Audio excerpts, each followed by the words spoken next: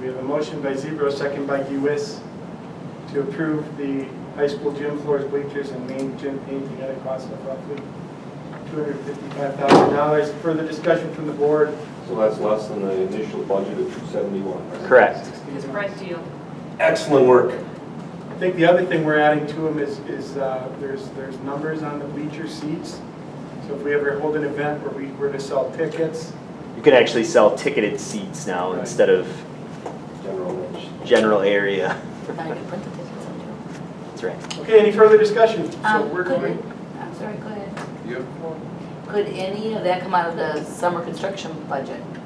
That's where it is. It's coming out of that, all Yeah, of when it? you guys, if you look back at the packet I gave you in July, it had that in there. it's Okay. already This is adopted. already a part of it. Court? So if we approve this, we're going to spend $271,000, which is almost enough to make 1 year's payments on the signs. Knowing that we had failed referendums because people said we were putting too much emphasis on sports.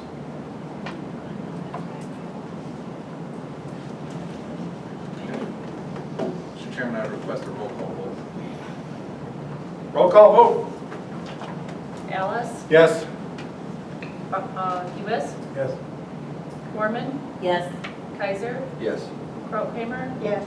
Theo, Yes. Tomcheck, No. Zebro, Yes. 7 yes. Moving on to item number 9, new business. Discussion, item 9A is discussion and possible decision, adoption of initial resolution to general obligation bonds to finance science room solutions. Note the amount of borrow will be determined at the meeting, but will not exceed either 1.2 million, 1.210 million, or 4.225 million. Yep. We'll have to table that too. We need to do something. Okay. Related to item 8A in our previous discussion and decision, I'd be consistent and like to table item 9A till our next board meeting. I'll second that. So motion by Thiel, seconded by Gorman to table item 9A until the November board meeting. Further discussion? Hearing none. All those in favor? Aye. Opposed? No. Moving on to item 9B, discussion and possible decision, approval of youth options for spring 2018. You scroll down to the second page of the youth options report. We do this twice a year. We have 4 students looking for funding, with a total of $4,591, which is the lowest we've had since I've been here. We keep increasing dual credit classes. This year we're adding 4 more. We're going to be at 30. NTC asked me to go to St. Louis to do a presentation with them because we do such a wonderful job with dual credit, and we are above and beyond the other schools in the area, as well as northern Wisconsin, as well as the Madison area. One of the lead people at the Technical College of Madison wants me to talk with her about some of the things we do because we're so far ahead of the game with providing college and career-ready classes for our kids. Mr. President, I make a motion to approve as presented. I'll second it. We have a motion and a second to approve the youth options for the spring of 2018 as presented. The motion was by Tomcheck, seconded by Kaiser. Further discussion from the board? Good job. So Nate, you think it's maybe lower because of the dual credit? That's the goal, yeah. We check and see what the kids want, and so then we add those classes at the high school. You know, we had talked at one time too about trying to get more parents involved. Yeah, Know about this? we do, we bring them in. Okay. We you're- we bring in freshman parents. We just brought them in actually last week. We bring in sophomore parents, juniors, seniors. Talk about at graduation, about the number of money that, I mean, we saved them a lot of money. Yeah. So yes, that's why our numbers are so high too. We have a lot of kids that are taking the classes. Anything further from the board? And then we'll move to a vote. All those in favor? Aye. Opposed? Motion carries. Item number 10 is the Curriculum and Standards Committee meeting report. The report from the October 2017 meeting. Great. You have the report in front of you. Good to see you all this evening. Lots of great initiatives moving forward. Just in terms of our vision agenda items, we taking a look at closing our achievement gaps. We have two major initiatives over the last month that have occurred. One is that upcoming on this Thursday for our district in-service day. We have a great team of professionals from the elementary, middle, and high school staff participating in what we call PBIS, which is Positive Behavioral Interventions and Supports Training.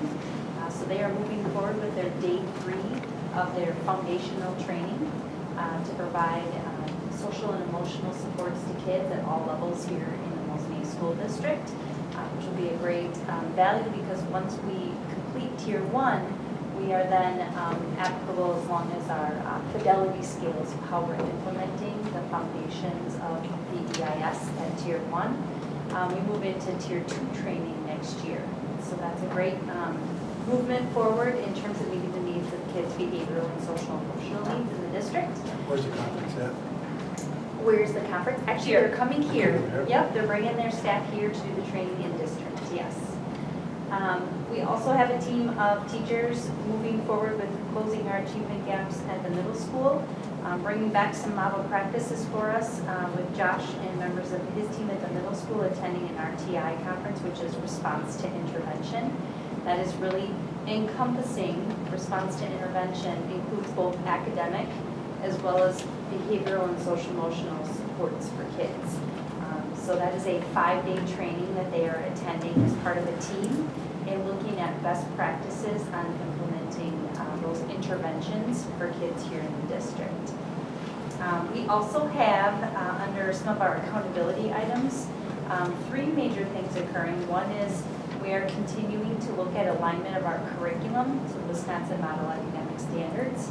Again, this Thursday, we launched it a little bit earlier this month in one of our Monday collaborative meetings for the district, but moving forward, our curriculum mapping process, which is really taking all of our targeted outcomes for students and aligning those to the standards and mapping those out into a sequence of what is taught over the course of the year. So teachers are working together to produce for us on some consistent templates or formats, ways that they are aligning our curriculum to the standards for accountability, as well as moving forward with assessments that are tied to those alignment of standards. When you look at research and best practice for high-performing districts, alignment of the standards is the top thing, along with high-quality teachers. So that is moving forward. We are spending the whole day outside of that PBIS training this Thursday on teams working collaboratively on alignment of those standards and mapping that out. So that's a huge process. It'll take us through this year, and the goals are listed in terms of what we hope to accomplish by the end of the year in your report as well.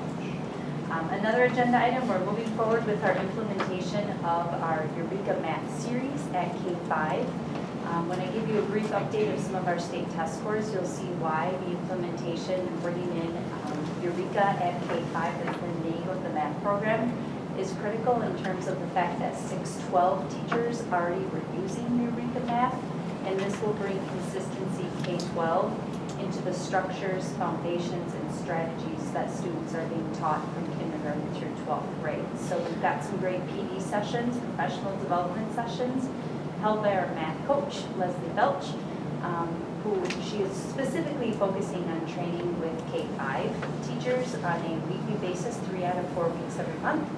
And they also recently attended a conference in Chicago with a representative from each of the school levels put on by Eureka and how to best present lessons. And therefore, we also have Todd Felch at the high school who's able to work with his team at the 612 level in lesson prep and best practices in terms of how to present a Eureka Math lesson to get the most in-depth critical thinking from our students. Then moving on to our last agenda item, which we spent most of our curriculum and standards meeting kind of engaged in, and that is moving forward with our school improvement and planning process and how some of our school goals were derived from some of the state test data that was embargoed until September 27th to the public. So that is our forward test data. That used to be the Badger test, which was the WSAS WPCE test prior, and that's tested in grades 3 through 8. And and then 10 in ELA and math, and then a portion at 4th grade is science and social studies, as well as in the upper grades. So that test data was embargoed until September 27th, but we had access to that data when we did our August data retreats. As a school team, you are allowed to use that data for school improvement purposes. The public can now view that data in what's called WISE-Public. So if you were to go to www.wise-public or Google it, it will bring you to the public site through the DPI where you can look at a variety of drop-down menus of student demographics, years, enrollments, and look at the different tested subject areas and how we did. And I'll give you some golden nuggets that we did as part of our activity at Curriculum and Standards last month. So the big piece we did was take a look at how we are planning for improvement in the future at our last meeting. So we got into small groups as teams. There were obviously school staff who are part of that committee as well. And we tried to do some unpacking of the forward data, the ACT data, and a little bit of the Aspire data, which is not something that's embargoed each year. The ECT data is until they publicly release it and make sure all the kinks are worked out of that data before they put it out on WISE-Public.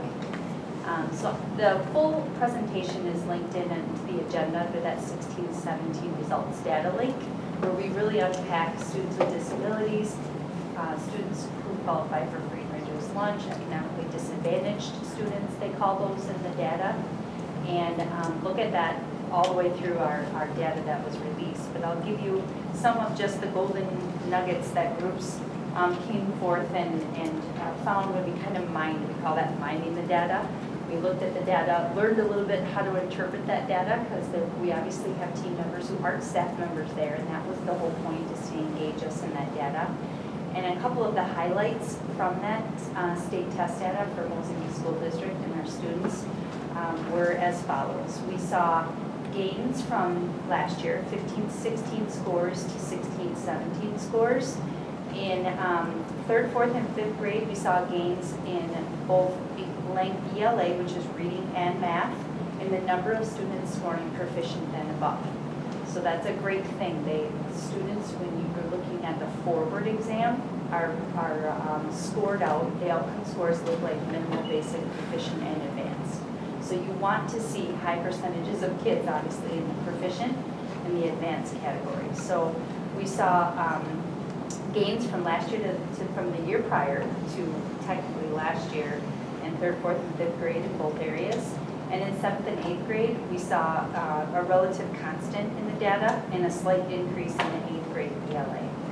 In terms of our scores compared to the state scores, all scores in grades 3rd through 8th grade in both ELA and math, we had higher overall percentages of students in proficient and advanced than the state average. So that's also a really great gain. And then we also saw that we had in 5th, 6th, 7th, and 8th grade in terms of comparison to state scores. We stayed even with the state in 4th grade math.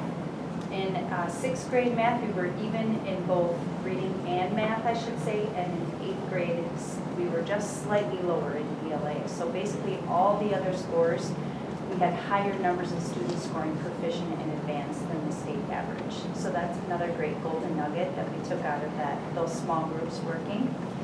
Just looking at 2 other groups in terms of economically disadvantaged students and how they scored, and students with disabilities and how they scored in comparison to the state. For economically disadvantaged, we had scores, our students who are considered economically disadvantaged, scored higher than the state in all 3rd through 8th grade areas except the following. 5th grade was in math. 7th grade was just slightly lower in reading than the state for our disadvantaged students. And in 8th grade, we were even in math and about even in ELA. So all the other grade levels in those 2 content areas, our disadvantaged students scored higher than the state percentages for proficient and advanced. In terms of students with disabilities, the last golden nugget, we had a special ed teacher there. Kayla Bird was there as well. She was unpacking with us, and we call that unpacking the data. Our students with disabilities scored higher than the state in all 3rd through 8th grade reading and math categories, except the following. 8th grade, we were about even, our students with disabilities in reading. 7th grade, we were even with the state in math.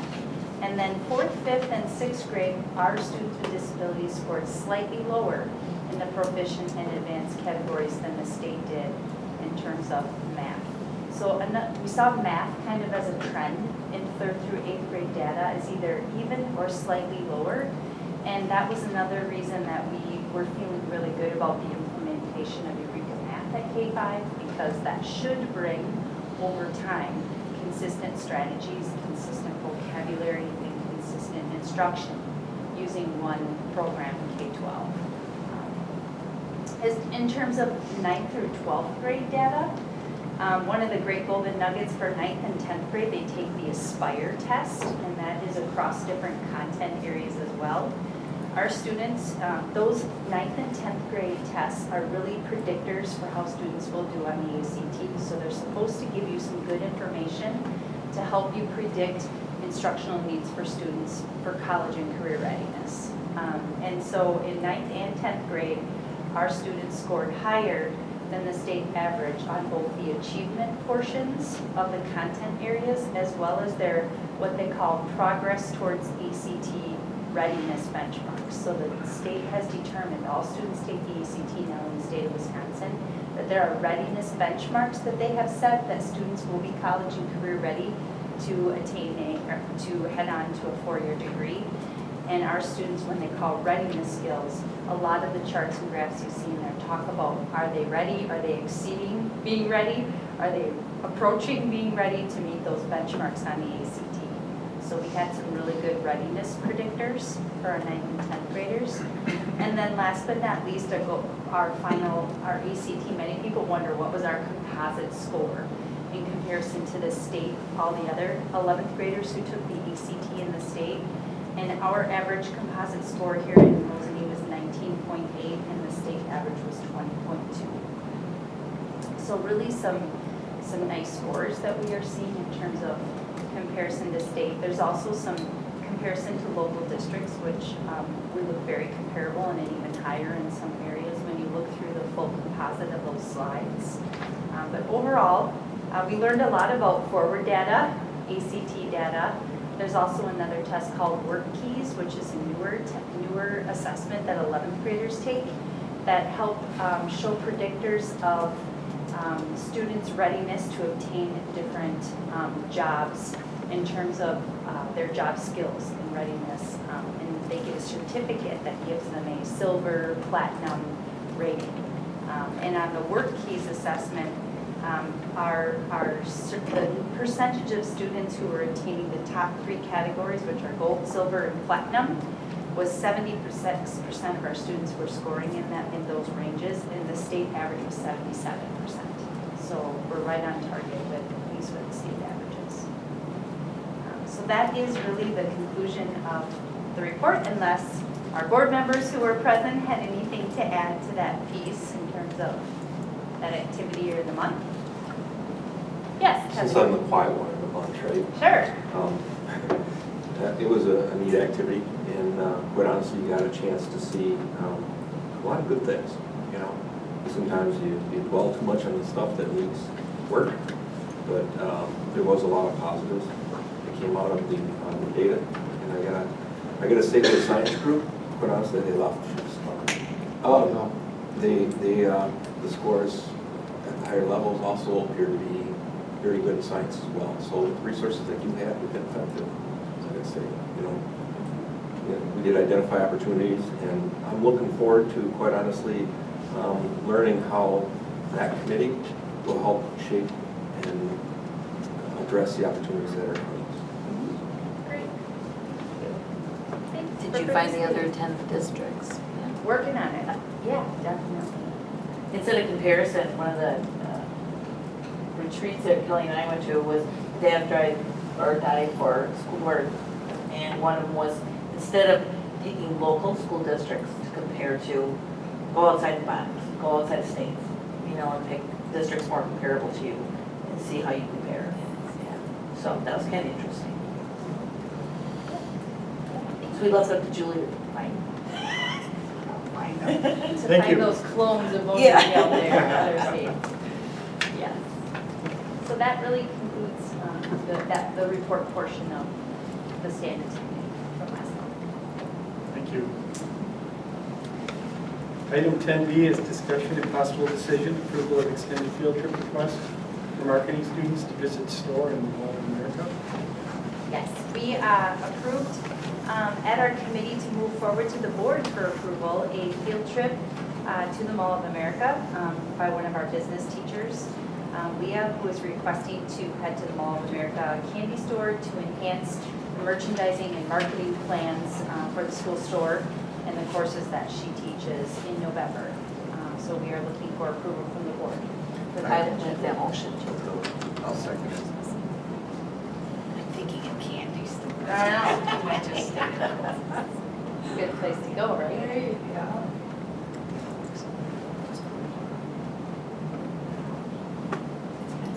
We have a motion. Okay. Second.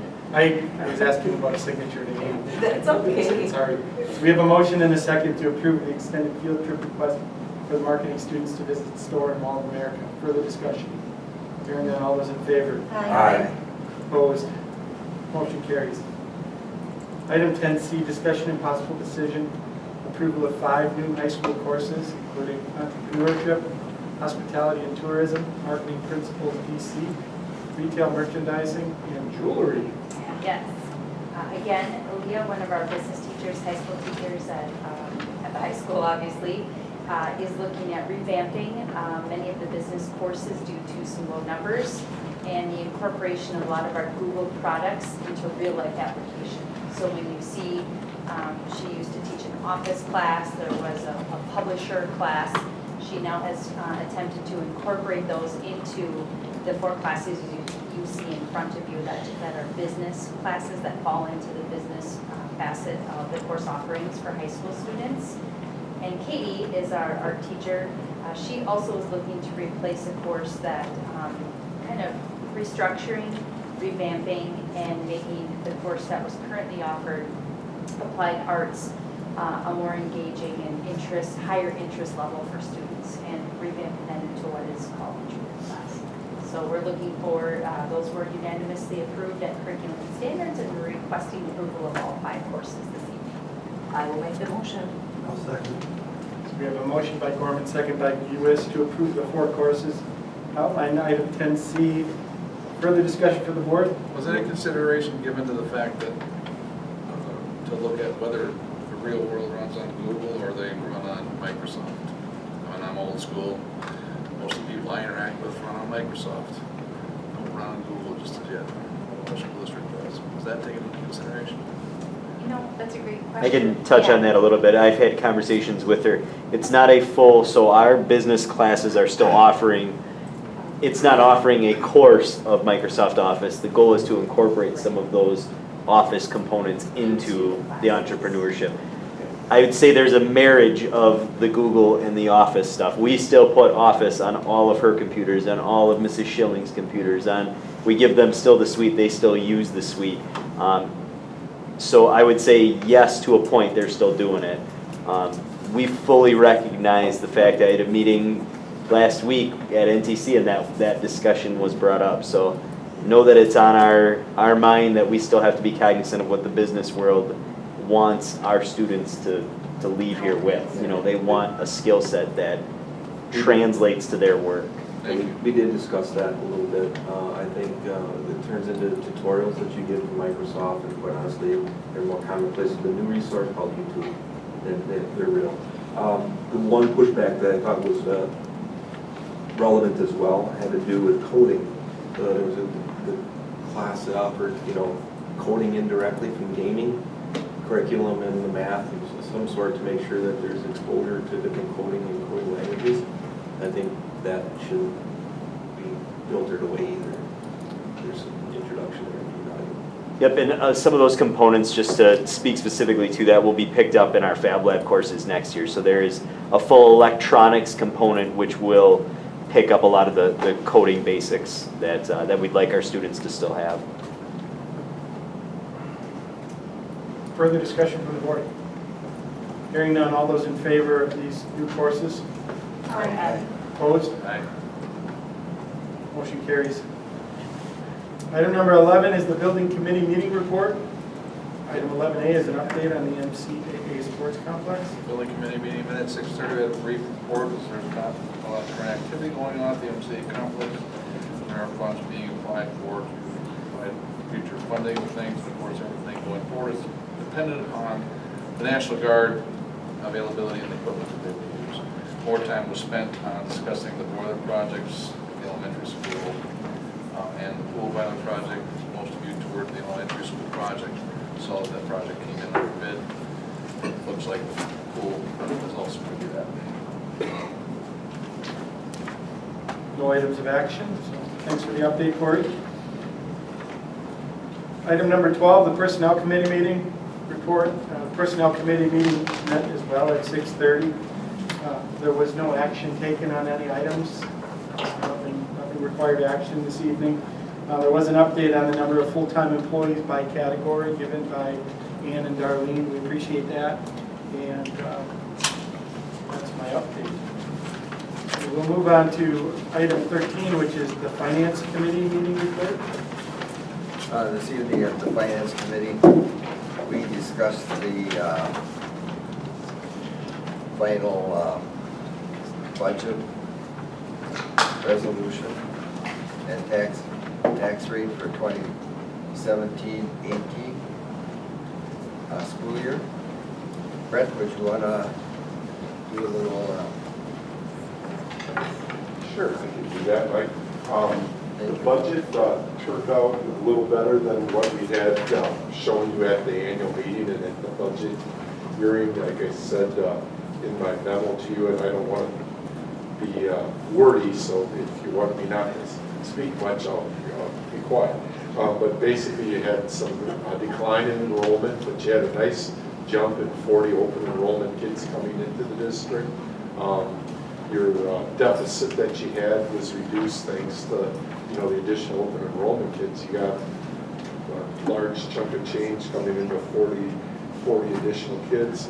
We got Fund 44 for the first time in a long time. That's your construction fund. That's where your Nexus project's going to be accounted for. There's no tax impact for the Nexus project, which is your energy efficiency project.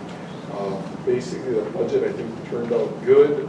From a tax standpoint, the mill rate's up 18 cents from last year, which isn't too bad.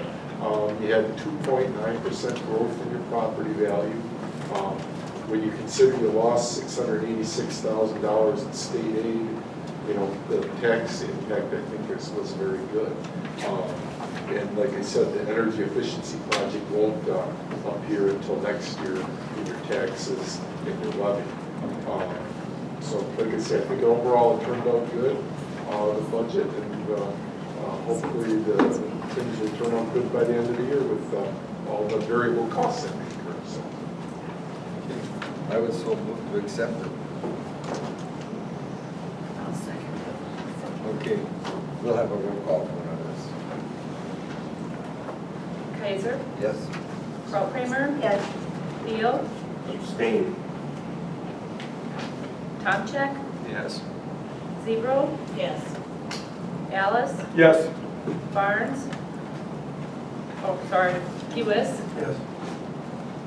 Gorman, Yes. This difference. For the defeasance? Defeasance. Yeah, defeasance, I got a little handout. Our financial advisor went home, he had a 3.5-hour drive. I told him I'd be happy to talk to you about defeasance. And defeasance just simply means prepayment of debt.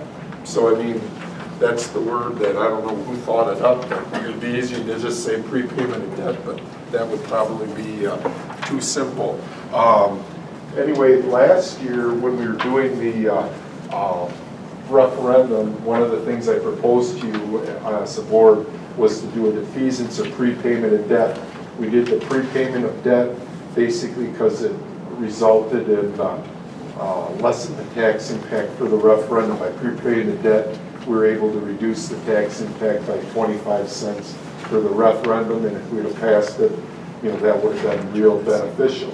at this juncture, you levied the money last year to do a prepayment of debt, but we didn't do the prepayment of debt last year like you typically would because there was no slug bonds available because of the federal debt ceiling issue. So the bonds that we needed to have in order to do the prepayment of debt weren't available. By prepaying the debt, if you look at page 6, you can see that basically we're going to save $38,000 by prepaying on the debt. And the total amount that we're spending on the debt, you'll find on page